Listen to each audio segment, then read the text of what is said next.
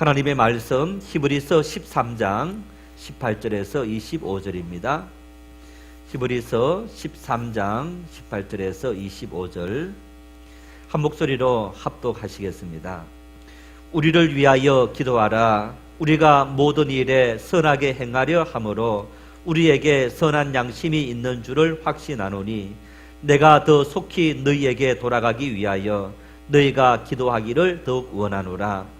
양들의 큰 목자이신 우리 주 예수를 영원한 언약의 피로 죽은 자 가운데서 이끌어내신 평강의 하나님이 모든 선한 일에 너희를 온전하게 하사 자기 뜻을 행하게 하시고 그 앞에 즐거운 것을 예수 그리스도로 말미암아 우리 가운데서 이루시기를 원하노라. 영광이 그에게 세세무궁토록 있을지어다. 아멘. 형제들아, 내가 너희를 권하노니 겉면의 말을 용납하라. 내가 간단히 너희에게 선느니라. 우리 형제 디모데가 노인 것을 너희가 알라. 그가 속히 오면 내가 그와 함께 가서 너희를 보리라. 너희를 인도하는 자들과 및 모든 성도들에게 문안하라. 이달리아에서 온 자들도 너희에게 문안하느니라. 은혜가 너희 모든 사람에게 있을지어다. 아멘. 올해는 3.1절 100주년 기념이 되는 해입니다. 1919년이었으니까 2019년 꼭 100주년이 되는 해인데, 우리가 3.1절은 많이 기억하고 있지만은 이 3.1절이 있게 한 달 전에 있었던 그런 또 독립만세에 대한 그런 것은 우리가 잘 기억하지 못하는데, 더군다나 또 지난 주 중에는 설 명절을 지나면서 우리가 별로 관심도 가지지 않았을 겁니다. 일본 도쿄 유학생들이 28 독립선언서를 1919년 2월 8일 낭독했습니다. 도쿄 유학 중이던 11명의 조선 청년 독립단 이들이 청원서와 또 선언서를 여러 나라의 대사관들에게 보내고 일본 정부, 국회, 신문사 이런 여러 단체들에 보내면서 일본 도쿄에 있는 조선 기독교 청년회관 YMCA에서 유학생 대회를 열었습니다. 그러면서 일본 침략 행위를 설명하고 이 우리나라 독립을 주장하는 28 독립선언서를 낭독한 지 꼭 지난 금요일이 100주년이 되는 그런 해였습니다. 정부 유관 단체와 또 그 후손들이라든가 관심 있는 학자 이런 몇몇 사람들 외에는 잊혀져 버린 그런 일이지만은 이 28 독립선언서가 이 3.1절 독립선언서를 만드는 기초가 되었고, 또 일본에서 그런 일이 있다는 소식을 듣고 우리나라에서 이 3.1절 기미 독립선언을 운동을 하게 되는 어떤 그런 배경이 된 아주 중요한 역사적인 그런 의미 있는 운동이었다 하는 것을 우리가 아마 신문을 보신 분들은 알겠지만은 또 아시는 분은 알지만 안타깝게 대다수 많은 사람들은 모르고 지나갑니다. 여러분, 역사가 무슨 상관이 있냐? 지금 당장 먹고 살기도 힘겹고 바쁜데, 어쩌면 우리가 살아가면서 너무너무 소중했던 지난 추억들, 역사들, 개인의 삶, 또 교회 공동체의 삶, 역사의 삶, 이런 삶 속에 우리는 너무너무 쉽게 잊어버리는 경향들이 많이 있는 것을 봅니다. 물론 잊어야 됩니다. 다 기억하며 살면 어쩌면 우리가 제정신으로 살아갈 수 없는 그런 수많은 일들이 우리 앞에 놓여 있기 때문에 잊고 살아가야 됩니다만은 정말 잊지 말아야 될 것을 잊는 것이 문제가 되는 겁니다. 우리가 잊지 말고 기억해야 될 이유가 뭡니까? 삶은 새로운 삶이 주어지는 것 같지만은 끊임없이 우리의 지금까지 살아왔던 삶이 반복되어지는 것을 볼 수 있습니다. 대학 다닐 때 교육 심리학을 가르치는 교수님이 이제 서클 반장들 세미나를 한번 하면서 이제 그런 이야기를 했습니다. 여러분, 우리의 삶에 경험은 참 중요합니다. 그 경험이 오늘 우리의 삶을 만들어내고, 아무리 우리가 역사를 통해서 배운다 할지라도 내가 실제 경험해 보지 않으면 그 사실을 마음으로 받아들이기 어렵다. 질의응답 시간에 제가 그랬습니다. 그래도 교수님, 우리가 역사를 배우는 이유가 역사의 교훈을 얻어서 다시 그런 실수를 반복하지 않기 위해서 하는 일이 아닙니까? 그랬더니 자네도 한번 나중에 경험해 보라는 거예요. 그 이후의 삶을 살아오면서 내가 아무리 많이 역사를 공부하고 잘 안다 할지라도 내 삶에서 실질적으로 경험한 것만큼 깨닫지 못하고 이해하지 못하고 적용하지 못하고, 그러면서 안타까운 사실들은 우리 선배들이, 우리 부모들이 범했던 실수, 나는 살아가면서 저런 일들을 하지 말아야지 했는데 내가 지금까지 살아왔던 삶의 모습을 돌아보면 그런 실수를, 또 그런 일들을 여전히 반복하고 있더라. 내가 이렇게 살았으니 내 아이들에게는, 우리 후손들에게는 그렇게 하지 말아야지 하면서 열심히 그런 실수를 반복하지 않도록 하기 위해서 가르쳤는데 어떻습니까? 우리 두 아들 보니까 제가 살아가면서 했던 실수들을 여전히 반복하고, 저놈들에게는 저런 일들을 반복하지 않도록 만들어야지 하면서 나름대로 열심히 아이들을 양육했는데 그게 아니올시다라는 얘기. 결국에는 여러분, 우리가 내가 경험한 지난날의 모든 일들 정말 꼭 기억해야 될 것을 우리가 기억해야만, 그래야만 오늘 우리의 삶에, 그리고 우리 미래의 삶에 실수를 줄이고 더 지혜로운 삶을 살아갈 수 있게 되는 거예요. 역사는 우리에게 그런 교훈을 주고 있는 거예요. 모세의 뒤를 이어서 이스라엘 백성들을 가나안 땅으로 인도하는 사명을 맡은 이가 여호수아였습니다. 모세는 애굽에서부터 그리고 너보산 앞에까지, 너보산은 이스라엘 땅을, 가나안 땅을 바라보는 지점에 있었습니다. 거기까지 모세의 사명이었고, 너보산에서부터 가나안 땅으로 들어가서 가나안 땅을 정복하는, 그리고 땅을 분배하는 사명을 여호수아가 맡은 겁니다. 그 사명을 다 감당하고 그 마지막에 가까웠을 때에 여호수아가 이스라엘 백성들을 세겜 땅, 자기가 살고 있던 곳으로 다 불러 모았습니다. 다 모이라. 불러 모은 그들을 향해서 모세가 이런 권면을 합니다. 마지막 유언의 말씀과 똑같습니다. 여호수아 24장 14절 말씀 함께 읽겠습니다. 그러므로 이제는 여호와를 경외하며 온전함과 진실함으로 그를 섬기라. 너희의 조상들이 강 저쪽과 애굽에서 섬기던 신들을 치워버리고 여호와만 섬기라. 이 말씀 속에 여호수아는 너희의 조상들이 강 저쪽에서, 이 말은 믿음의 조상이라고 불렸던 아브라함이 갈대아 우르에서 살고 있었는데 그 갈대아 우르에 살 때 아브라함은 우상을 섬기던 사람이었던 겁니다.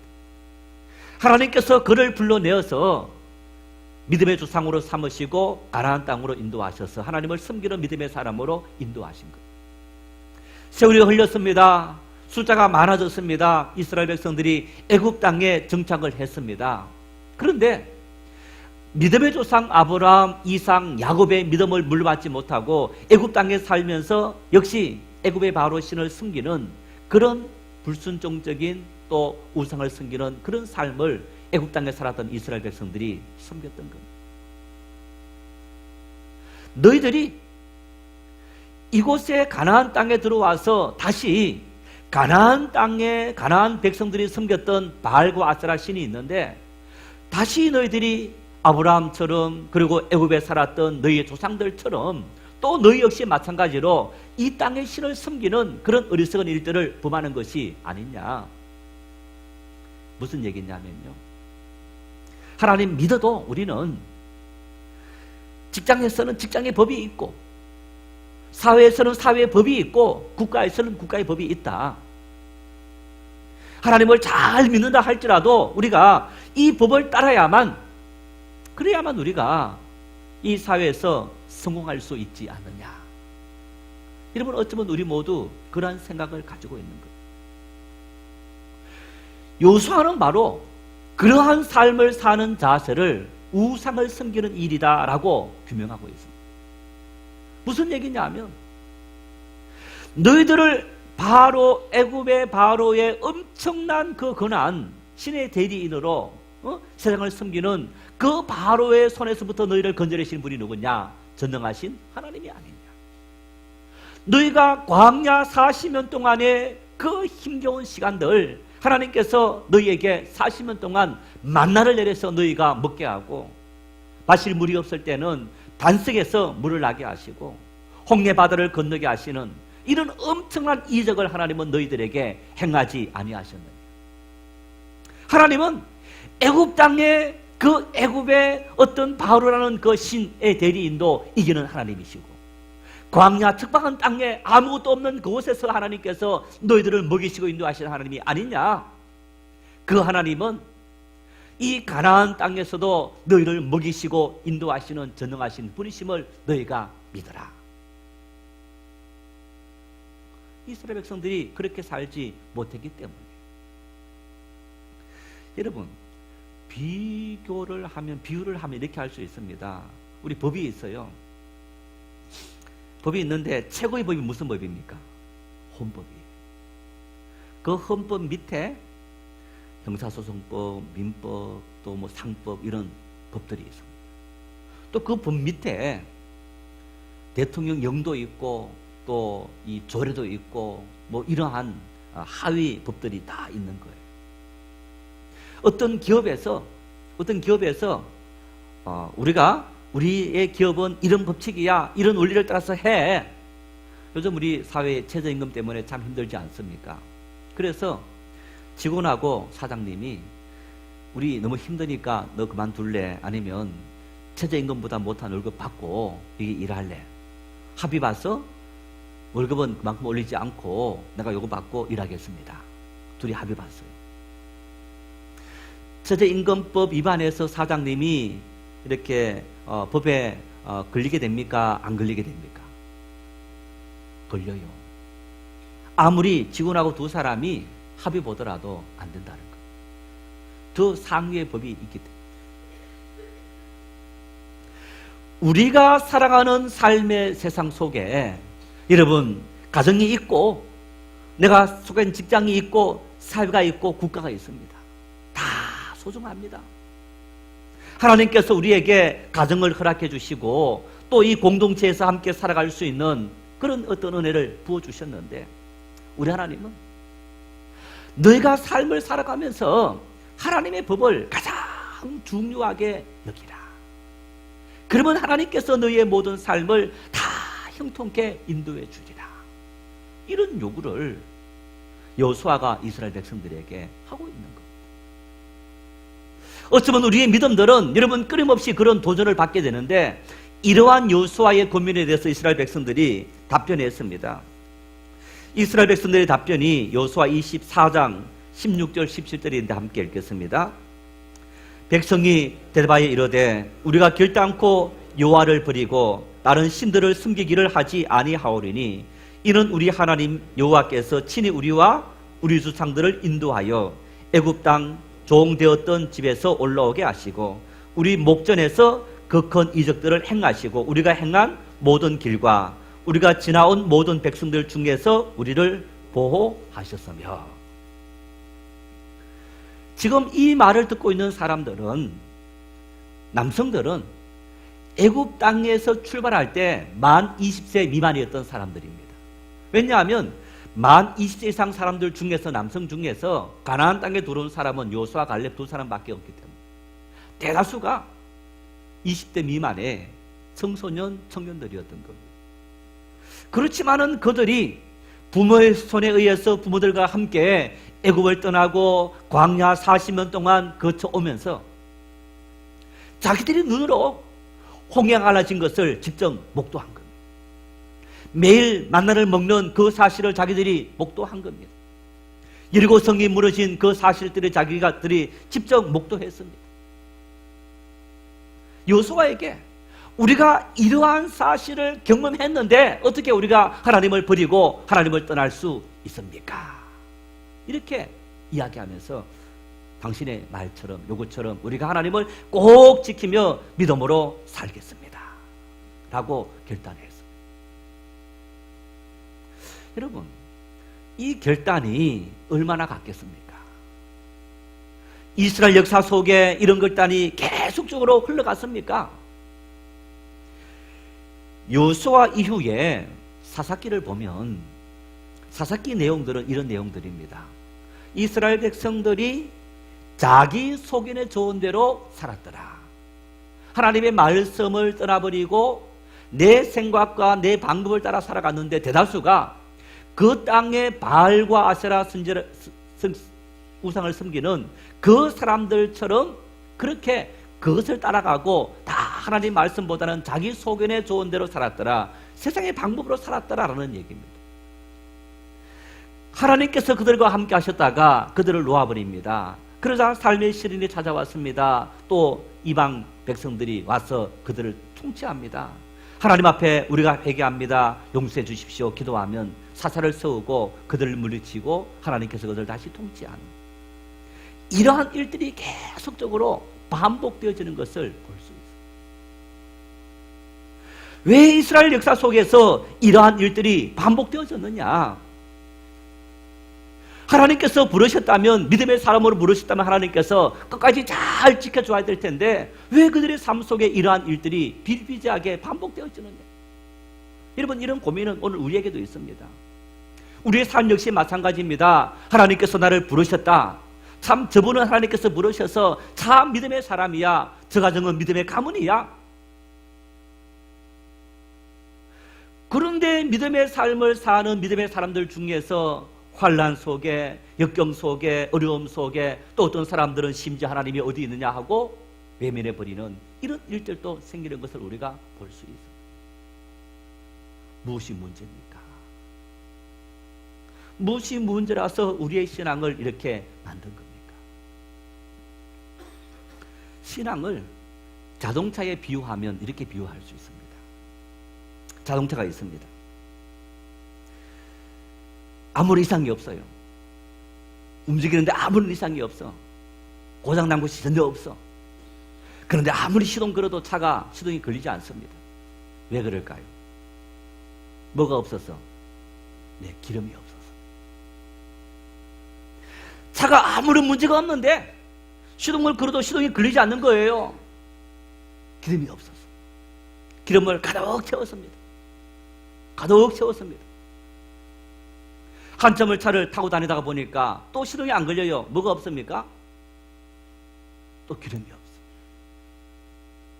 기름은 한번 채워 넣으면 평생 그 자동차를 탈 수 있습니까? 아닙니다. 타는 만큼 기름을 채워 넣어야 돼요. 믿음의 삶에 있어서 믿음이라는 자동차, 이 자동차 움직이기 위해서 기름이 필요한 것처럼 믿음의 삶을 살기 위해서 뭐가 필요하냐? 기름이 필요하다. 그 기름이 뭐냐? 기도라. 내가 한번 젊은 시절에 하나님 앞에 열심히 기도해서 기도를 많이 해놓은 거예요. 가득 채워놓은 거야. 여러분, 그것을 평생 동안 우리가 울고 먹으면서 하나님 앞에 믿음의 삶을 살 수 있느냐? 아닙니다. 어느 정도 가버리면 그 기름 다 소진되어서 사라져버리는 거예요. 믿음이라는 믿음의 옷은 입고 있는데 실질적인 믿음의 삶은 우리가 전혀 살아가지 않고 있는 거예요. 왜? 기도하지 않기 때문에. 기름을 채워놓지 않았기 때문에. 지난날 하나님의 은혜를 많이 받았을 때 우리가 하나님 앞에 간절히 기도했을 때 하나님께서 응답해 주셔서 놀라운 하나님의 은혜를 입었는데 왜 우리의 그 믿음이 계속되지 못하느냐? 기름을 채워놓지 않았기 때문에 믿음의 삶을 살아갈 수 있는 기도, 이 기도라는 기름을 우리에게 채워놓지 않았을 때 믿음의 삶은 중단되어지고 여전히 세상의 삶을 살아갈 수밖에 없는 그런 삶이 우리에게 지속되어지더라라는 얘기입니다. 그래서 우리의 신앙의 기도는 우리를 움직이는 믿음의 삶을 살아갈 수 있는, 살아가도록 만드는 에너지인 겁니다. 기도하십니까? 자, 여러분, 이 기도 예수 믿는 우리 기독교인들만 기도합니까? 어떠세요? 어쩌면 기도 제일 많이 하는 사람들은 이슬람 교도가 아닌가 싶어요. 하루에 몇 번 합니까? 하루에 5번. 5번 의무적으로 이 사람들은 기도합니다. 그 사람들의 전성에 자기들이 죽어서 이제 우리 시로 치면 천국에 갔는데 천국 가서 자기들이 가장 먼저 받는 징벌이 기도를 제대로 했느냐 하지 않았느냐, 그 징벌을 받는다 할 정도로 그들에게 있어서 기도의 생활은 가장 중요한 일이라는 거예요. 새벽 4시 반에 기도하고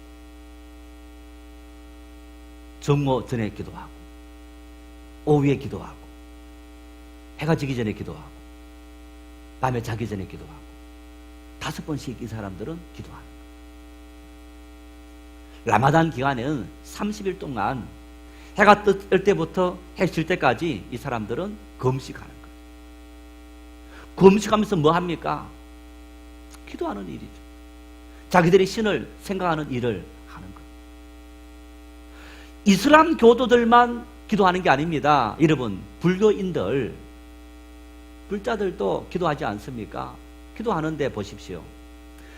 이분들의 기도, 자, 자녀들의 학업, 뭐 수능시험, 취업, 결혼, 그리고 사회 문제, 이런 문제 생겼을 때 이 사람들이 들어갑니다. 가서 뭘 합니까? 108배. 108번 이 사람들이 절을 하는데 이 108배에는 이런 것이 있다고 합니다. 사람이 살아가면서 당면하는 어떤 많은 문제들, 그게 번뇌가 108가지랍니다. 그래서 저들을 한 번 할 때마다 하나 번뇌를 해결하고 하나 번뇌를 해결하고 그러면서 그 108번뇌 속에 우리가 살아가는 모든 삶의 번뇌들이 다 해결된다는 거예요. 그런 기도를 그 사람들이 하는 거예요. 여러분, 이렇게 종교인들만 기도하느냐? 나는 무신론자입니다라는 사람들도 기도해요. 언제 기도합니까? 요즘은 그런 경우들을 잘 보지 못합니다만은, 아니, 그런 경우들도 있죠. 자녀가 시험을 친다. 그러면 엄마들이 추위에 자녀들과 함께 기도하는 마음으로 서 있는 거예요. 우리 옛날 어른들이 정한수 물을 새벽에 떠놓고 군에 간 자식을 위해서, 아니면 사업을 위해서 비나이다 했던 어떤 그런 모든 것들, 여러분, 그 샤머니즘적인 그 모든 속에는 간절한 자기들의 마음을 담는 기도의 행위이기도 한 거예요.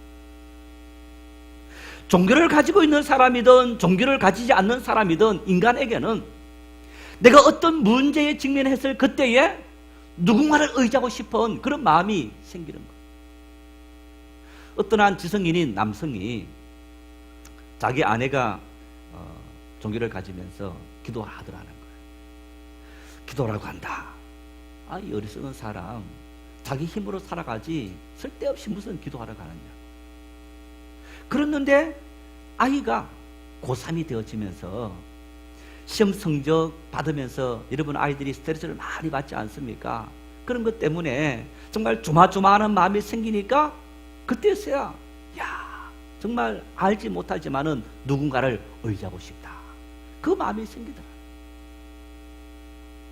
그런 어떤 직접적인 어떤 문제가 생기기 이전에는 기도에 대해서 정말 터부시하고 살았는데, 나름대로 해결하지 못한 조마조마한 문제가 생겼을 때 누군가에겐 기도하고 싶은 그 마음이 생기더라. 그게 인간의 본성 속에 있는 인간의 마음인 거예요. 여러분, 이렇게 기도하는 모든 행위들은 우리의 모든 삶 속에 하나님을 믿는 사람이든 아니면 이슬람 교도든 불교인들이든 샤머니즘적인 사람이든지 모든 종교 속에 인간 속에 있는 본능적인 반로 임금. 오늘 본문을 보십시오. 오늘 본문 18절 19절 말씀에 여러분 히브리서를 쓴 저자가 이 히브리서를 마지막 정리하면서 결론을 맺고 있으면서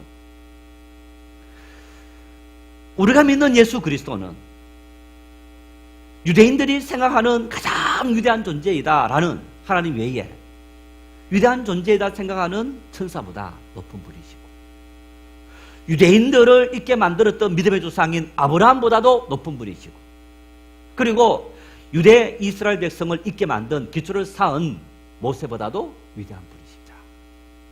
그러면서 예수님은 어제나 오늘이나 동일하신 분이시다.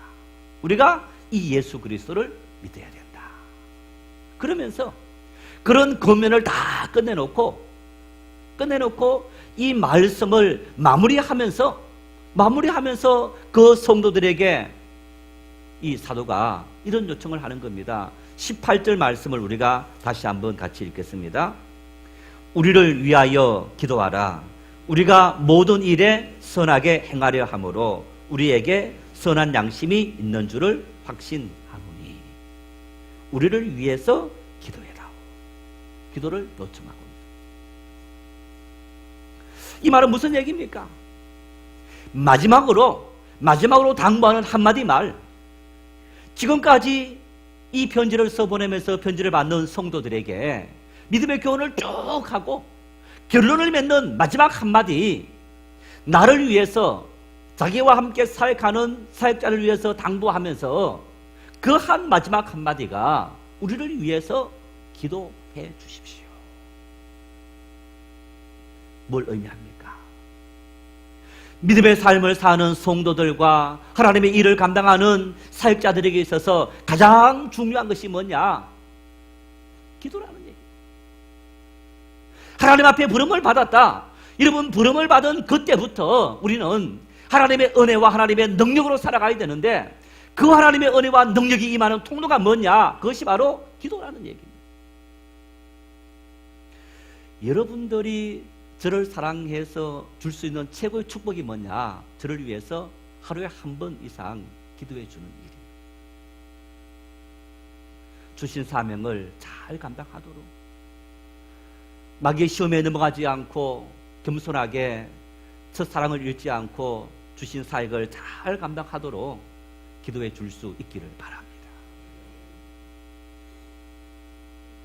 여러분이 만일 누군가에게 단 한마디 나를 위해서 내 필요한 것을 요청할 때 여러분, 내가 만일 누군가에게 부탁한다면 그 한마디는 바로 나를 위해서 기도해 주십시오. 하루에 한 번만이라도 나를 잊지 말고 기도해 주십시오. 그런 기도가 될 수 있기를 바랍니다. 여러분, 자, 모든 종교의 기도가 있다 했는데 이 모든 종교에 있는 기도가 기도의 특성이 있어요. 불교인들의 기도는 어떤 기도냐? 자기를 끊임없이 다 비워내는 작업입니다. 자기를 버리는 것, 가진 욕심, 욕망, 가진 모든 것을 다 비워내는 무의 상태로 만든, 그게 그들의 응답인 거예요. 그리고 주신 대로, 주어지는 환경대로 순응하며 살아가는 그런 삶을 사는 것이 불교의 정신 중에 하나입니다. 참 좋죠. 우리 기독교 정신은 뭐냐? 비움이라는 것은 똑같은 거예요. 비워내야 되는 거예요. 다 비워내야 돼. 우리는 비워내고 그 자리를 채워야 됩니다. 뭘로 채웁니까? 하나님의 은혜로, 하나님의 능력으로, 하나님의 사랑으로. 이게 큰 차이인 거예요. 샤머니즘적인 기도와 또 다른 차이점이 있는 거예요. 샤머니즘적인 기도는 여러분, 내 욕망을 그대로 가슴에 가득 갖고 있습니다. 하나님 앞에 기도하면서, 아니 어떤 신에게 기도하면서 가지고 있는 이 욕망, 그것을 다 채워달라고, 채워달라고 요것만 하는 거예요. 이게 샤머니즘적인 기도인 거예요. 성경을 보십시오. 여러분, 성경은 우리에게 기도하라고 말씀합니까? 하지 말라고 말씀합니까? 모릅니까? 한번 읽어보겠습니다. 예레미야 33장 3절 말씀을 우리 같이 한번 읽겠습니다. 너는 내게 부르짖어라. 내가 내게 응답하겠고 내가 알지 못하는 크고 은밀한 일을 내게 보이리라. 뭐라 말씀합니까? 너는 내게 부르짖어라. 너는 내게 기도해라. 여러분, 이 상황이 어떤 상황이냐? 지금 북이스라엘이 위기에 빠져 있는 거예요. 압수르에 의해서 나라가 잃기 직전의 상황 속에 빠져 있는 겁니다. 이때 정부의 통치자들이, 왕들이 다른 애굽에 아니면 블레셋의 여러 나라를 의지하려는 그런 마음을 품고 있는 그때에 하나님은 이 예레미야 선지자를 보내서 왜 너희들이 그런 힘이 없는 자들을 의지하느냐, 아니면 너희의 방법으로 살려느냐, 너희가 나에게 와서 부르짖어라. 너희의 조상들이 나에게 부르짖고 나에게 맡겼을 때 내가 너희들에게 은혜를 준 것을 너희가 기억하지 못하느냐. 아까 여호수아의 말씀처럼 너희가 그 땅 신을 의지하지 말고 너 자신 신뢰하지 말고 전능하신 하나님을 의지하면 하나님께서 너희와 함께해 주시더라. 여러분, 성경은 우리에게 기도하라. 예수님께서 구하라, 찾으라, 두드리라. 여러분, 기도하라는 말씀입니다. 바울 사도 역시 마찬가지로 쉬지 말고 기도하라. 사무엘 선지자는 너희가 기도에 쉬는 죄를 결코 범치 않겠다고 그렇게 고백했던 것을 우리가 볼 수 있습니다. 믿음의 사람들은 어떤 사람이냐? 하나님의 말씀을 순종해서 기도했던 기도의 사람이었던 것을 볼 수 있습니다. 여러분, 이 기도가 어떤 기도인지, 기도가 어떤 모습인지 잘 보여주는 말씀이 사도행전 말씀을 통해서 확인할 수 있습니다. 예수님 말씀을 순종해서 사도들이 또 120문도들과 함께 마가다락방에 모였습니다. 모였는데 성령이 충만히 임하자 이 제자들이 나가서 복음을 전합니다. 복음을 전했을 때 그 복음을 들은 사람들이 형제들아, 우리가 어떻게 할까? 우리도 어떻게 하면 너희처럼 그렇게 될 수 있을까? 너희처럼 두려워하지 않고 담대한 삶을 살아갈 수 있을까? 그랬을 때 베드로가 이렇게 고백합니다. 사도행전 2장 37절 38절 말씀 같이 읽겠습니다. 그들이 이 말을 듣고 마음에 찔려 베드로와 다른 사도들에게 물어 이르되 형제들아, 우리가 어찌할꼬 하거늘 베드로가 이르되 너희가 회개하여 각각 예수 그리스도의 이름으로 세례를 받고 제사함을 받으라. 그리하면 성령을 선물로 받으리니. 성령, 하나님의 능력, 하나님의 은혜, 하나님의 축복이 바로 하나님과 함께 하시는 성령의 능력인 줄 믿으시기를 바랍니다. 그런데 그런 하나님의 은혜, 성령께서 어떤 사람에게 임재하느냐, 역사하느냐? 회개하는 사람. 회개는 뭡니까? 자기를 비우는 거예요. 내 죄를 비우고 내 욕심을 비우고 나라는 존재를 끊임없이 비우는 작업, 이것이 바로 회개라는 것. 너희가 회개하여 각각 예수 그리스도의 이름으로 세례를 받고 제사함을 받으라. 그리하면 하나님께서 너희에게 성령의 은혜를 풍성히 부어주리라. 우리의 기도는 하나님 앞에 정말 하나님, 내가 이런 질병의 문제가 있습니다. 가난의 문제가 있습니다. 자녀의 문제가 있습니다. 여러분, 인간은 누구든지 그 문제 안고 있기 때문에 하나님 앞에 와서 내어놓습니다. 하나님의 응답 받아야 돼요. 받는데 문제는 우리를 비우고 나를 비우고 하나님의 뜻 앞에 전적으로 맡기고 기도하는 이 차이점이 있는 거예요. 이런 모습을 잘 볼 수 있는 사람이 누구냐? 바로 욥입니다. 욥이 어느 날 큰 문제가 닥쳐왔습니다. 자기 아들 7명과 딸 3명이 큰 아들 집에서 음식을 먹고 있는데 갑자기 바람이 불어서 집이 무너지면서 10명 아이가 다 죽은 거예요. 종이 와서 주인이여, 당신의 자녀들이 다 죽었습니다. 그 보고가 끝나는 순간에 또 종들이 헐벌떡 쫓아왔습니다. 주인이여, 당신의 낙타가 저 갈대아 사람들이 와서 다 뺏어가 버렸습니다. 주인이요, 저 양들이 낭떠러지 가서 다 죽었습니다. 바람이 불어서 다 날아가 버렸습니다. 하루아침에 폭삭 망하는 알거지가 되고 말았습니다. 욥은 동방의 의인이었고 하나님을 잘 섬기는 믿음의 사람이었던 겁니다. 하나님 앞에 하나님 어떻게 이렇게 하루아침에 망하게 하시고 내 삶에 고통을 줄 수 있습니까? 라고 하나님 앞에 항의할 수 있는 그런 삶이 될 수 있습니다. 여러분, 그런데 욥이 어떻게 고백합니까? 욥기 1장 21절 22절 말씀 함께 읽겠습니다. 이르되 내가 모태에서 알몸으로 나와사온적 또한 알몸으로 그리로 돌아가올지라. 주시니도 여호와시요 거두시니도 여호와시오니 여호와의 이름이 찬송을 받으실지니이다 하고 이 모든 일에 욥이 범죄하지 아니하고 하나님을 향하여 원망하지 아니하니라. 무슨 의미입니까? 우리 장로교 신앙에 가장 중요한 원리가 있어요. 우리 다 장로교인들인데, 여러분, 우리 신앙의 가장 중요한 원리는 뭐냐면 하나님의 절대 주권을 인정해라, 이겁니다. 하나님의 뜻, 나를 향한 하나님의 뜻 앞에 완전히 순종해라. 욥처럼 어느 날 하루아침에 내가 다 망했다, 그러한 상황 속에서도 내가 지금까지 하나님을 믿고 살아왔다면 그런 순간에도 하나님께 맡겨라, 하나님을 의지해라. 이런 하나님 나 믿지 않겠어? 내가 하나님 앞에 어떻게 헌신하고 충성했는데 하나님께서 이렇게 하루아침에 나를 이렇게 장비거리 만들고 고통거리로 만드느냐? 여러분, 이런 마음이 아니라 나에 대해서 모든 것을 다 아시는 전능하신 하나님은 이 모든 것 속에도 하나님께서 뜻이 있어서 내 삶을 이렇게 인도하시는가 보다. 그 믿음, 정말 대단한 믿음이죠. 여러분, 이러한 믿음의 고백이 어떻게 해서 나올 수 있느냐? 욥은 하나님 앞에 경건한 사람이고 의로운 사람이다, 그 얘기는 욥은 하나님을 전적으로 신뢰하는 기도의 사람이었다라는 의미가 있는 겁니다.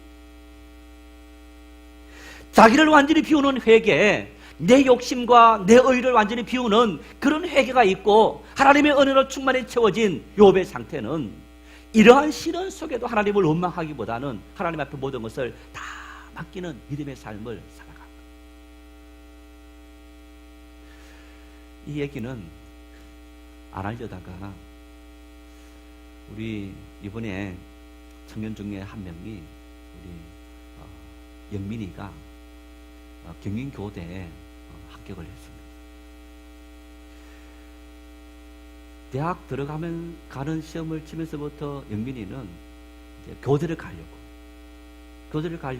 이렇게 노력하면서 이제 시험을 준비했어요.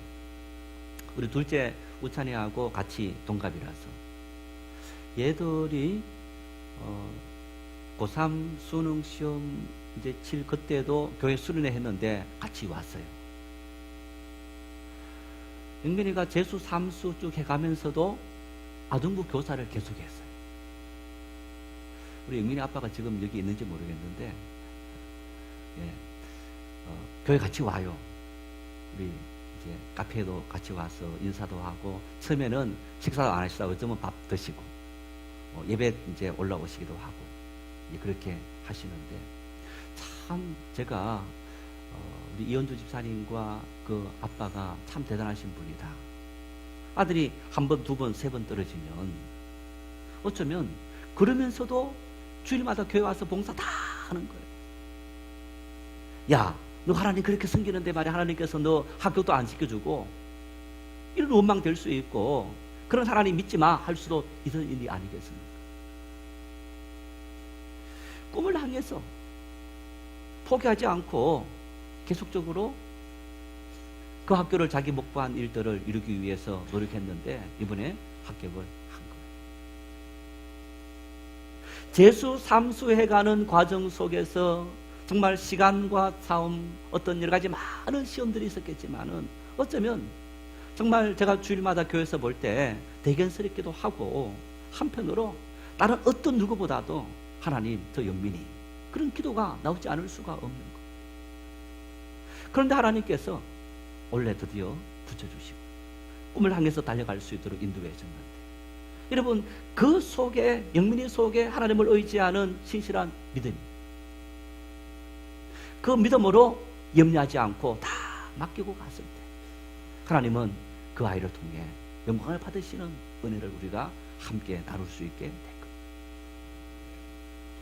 성도 여러분, 우리 믿음이 문제인 거예요. 내 기도가 문제인 거예요. 하나님이 문제가 아니라. 만약 여러분 하나님 앞에 내가 이렇게 기도했는데 하나님이 안 들어주십니까? 예수님의 제자들이 오순절 마가다락방에서 며칠 기도했습니까? 예수님 승천하신 이후에 열흘 동안 기도했어요.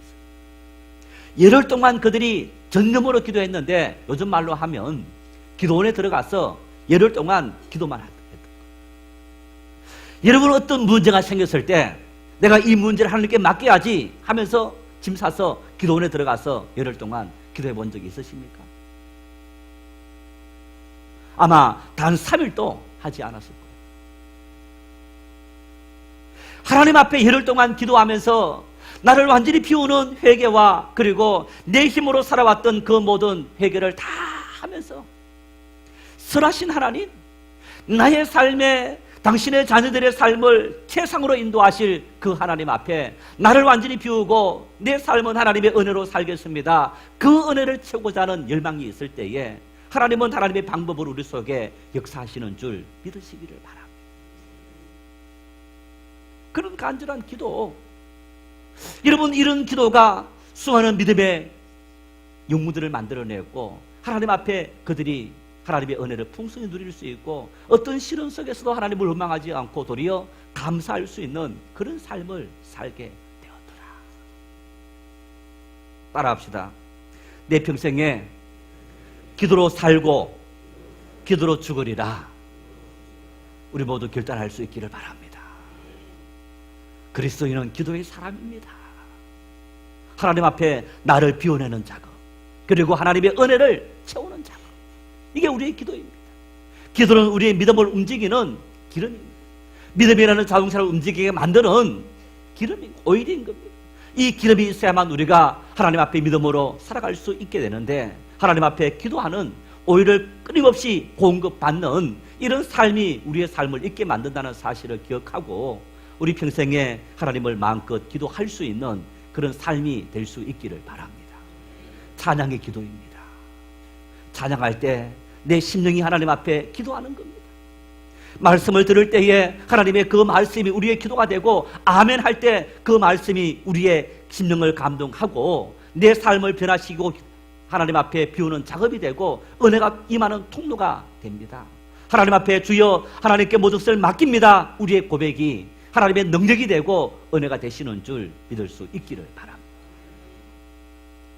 합심으로 함께 우리 기도하십시다. 우리 이 시간 이렇게 한번 기도하십시다. 두 손을 모두 한번 드시길 바랍니다. 이스라엘 백성들은요, 손을 들고 기도했습니다.